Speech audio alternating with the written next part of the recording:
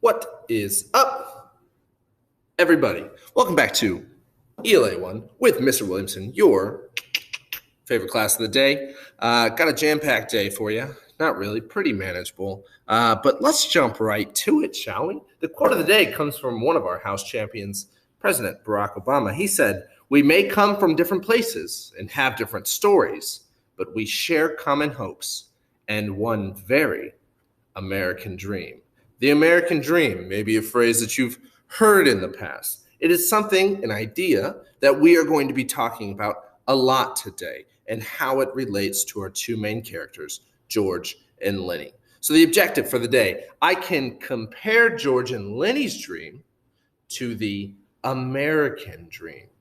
So today, our two main characters, George and Lenny, are going to go through their hopes, desires, the reason why they want to work, why they want to do what they're doing in this story. And we're going to compare that to the idea of this concept of the American dream. Okay, everyone, so what we're about to read is a really important passage. It's something that reoccurs multiple times throughout this novel. It is essentially George and Lenny's dream to be able to work and save up their money and buy their own farm. So pay attention to this passage. If you recall from yesterday, George and Lenny are traveling to a new ranch to try to get hired. They've stopped along by this pond, and yesterday they got in kind of an argument. And right as we pick up, the argument's kind of ending, and Lenny says, kind of like, "Tell me about our dream again. Like, let's talk about our dream again." Okay, everyone, so I need you to open up your novels to page 13. If you don't have your novel and it's not open to 13, go ahead and pause and do that now. So throughout the reading, I'm going to be asking you questions where you are going to need to pull quotes out of your book. So make sure you have that book open. Not only that, but when you read with me, you become a better reader. You build your literacy skills. Our focus for these pages, what is George and Lenny's dream? And what do they each want? They kind of want slightly different things in their dream. So what do they each want? And how is their dream similar to the American dream? Okay, so if you are in the novel, we're about exactly halfway down page 13 at Lenny spoke craftily. Lenny spoke craftily. "Tell me, like you done before." "Tell you what?" "About the rabbits," George snapped. "You ain't gonna put nothing over on me," Lenny pleads. "Come on, George, tell me. Please, George, like you done before." "You get a kick out of that, don't you?" "All right, I'll tell you, and then we'll eat our supper."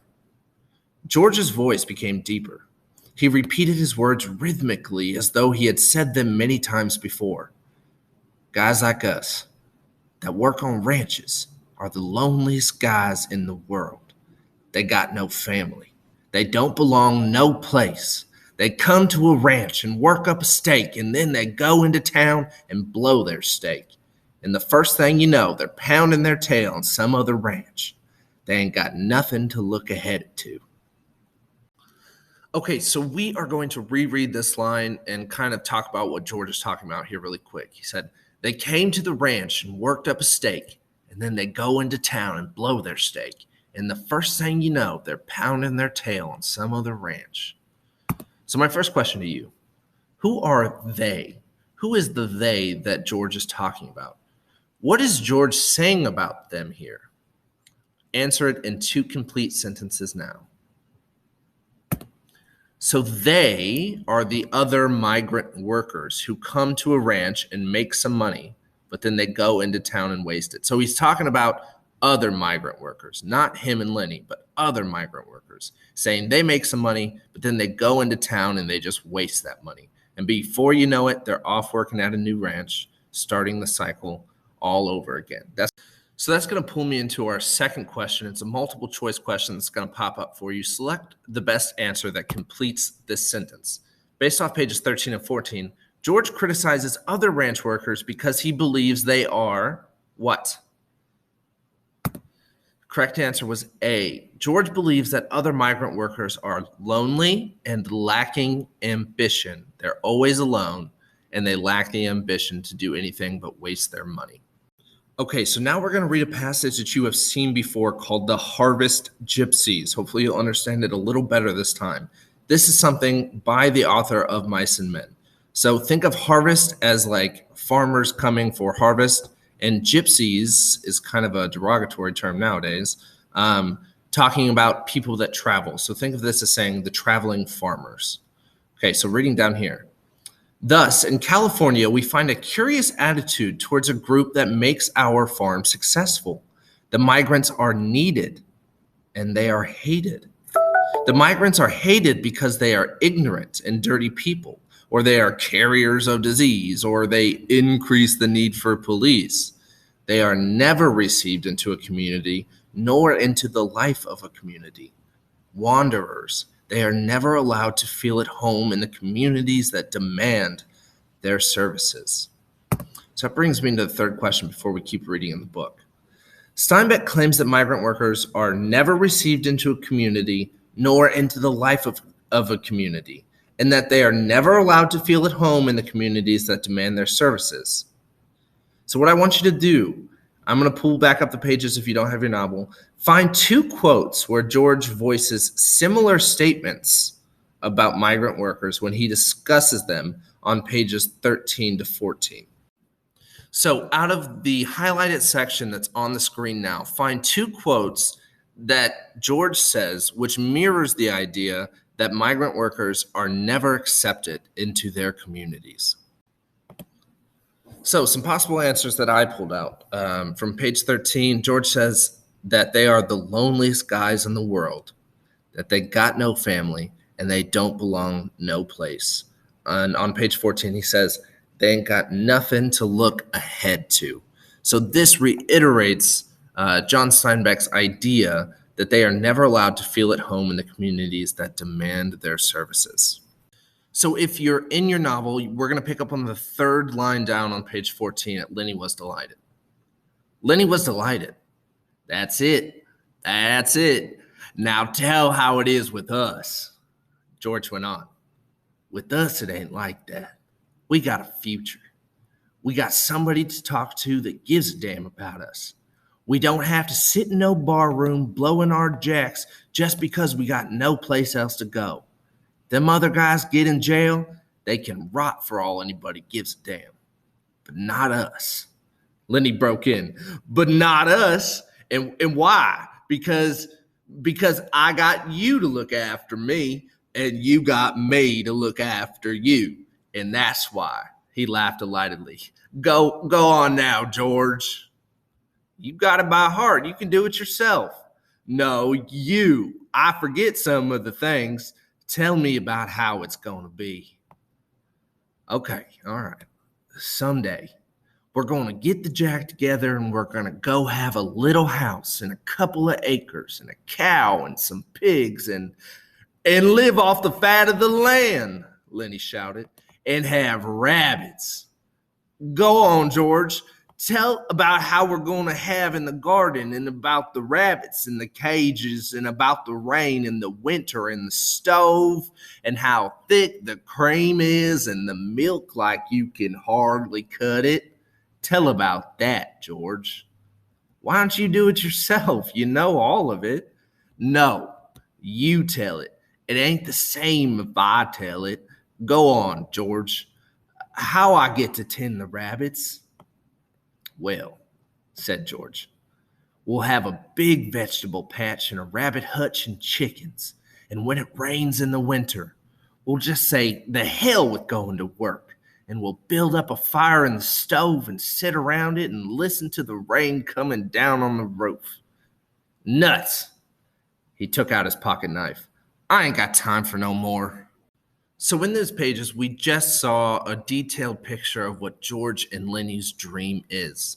I'm going to revisit this idea of the American dream that you completed in your warm-up. So the definition, a happy way of living that is thought of by many Americans as something that can be achieved by anyone in the U.S., especially by working hard and becoming successful. Okay, so this bring me to question 4. Even though George and Lenny share a dream, they focus on different elements of the dream. Write a quote that explains what Lenny is focused on when thinking about their dream. What does this quote show that Lenny values? So you're going to write 2 things. First one, a quote that shows what Lenny is focused on. And then under that, you're going to write What does this show about what Lenny values? So if you don't have a novel, you're going to be looking in this section for a quote that shows what Lenny wants and what that quote shows that Lenny values. Okay, so some possible answers. Quotes I pulled out. And have rabbits. And he also said, how I get to tend the rabbits. Okay, so multiple times Lenny has brought up rabbits. You're going to see that a lot more as we go on. So these quotes show that Lenny values, he has this desire to own and tend to rabbits. And that shows that he values joy and the ability to own or control something. Which is going to bring us to question 5. Even though George and Lenny share a dream, they focus on different elements of the dream. Write a quote that explains what George is focused on when thinking about their dream. What does this quote show that George values? Again, you're going to look at this highlighted section and pick out a quote that shows what did George want when thinking about the dream? And what does that quote show about what George values as a person? So some possible answers, I pulled out 2 quotes from George. One time he said, and when it rains in the winter, we'll just say the hell with going to work. The second quote he says, with us it ain't like that. We got a future. This shows that George values independence and the opportunity to be his own boss. George wants to have his own things and to make his own schedule. Okay, so if you're in the novel, we're going to pick back up on the bottom of page 14. We're going to reread just a few lines starting at, well, said George.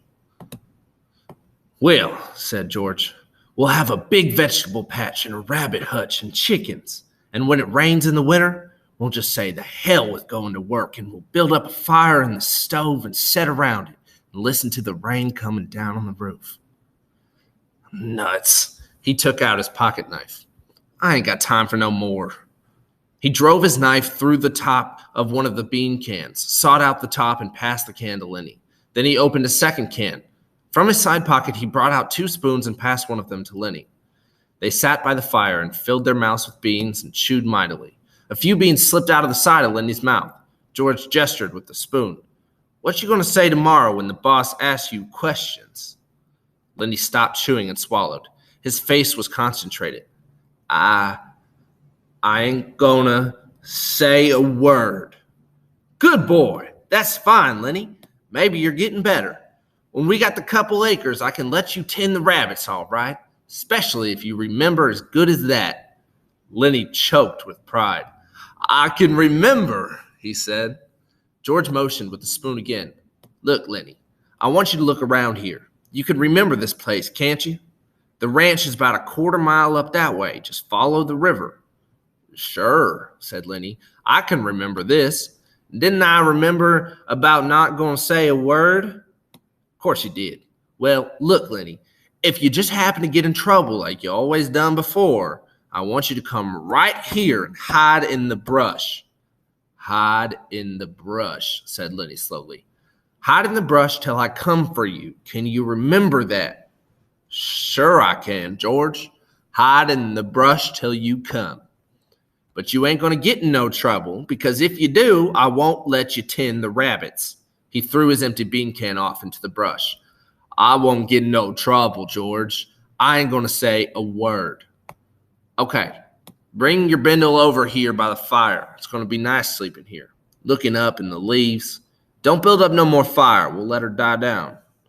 They made their beds on the sand, and as the blaze dropped from the fire, the sphere of light grew smaller. The curling branches disappeared, and only a faint glimmer showed where the tree trunks were. From the darkness, Lenny called, George, you asleep?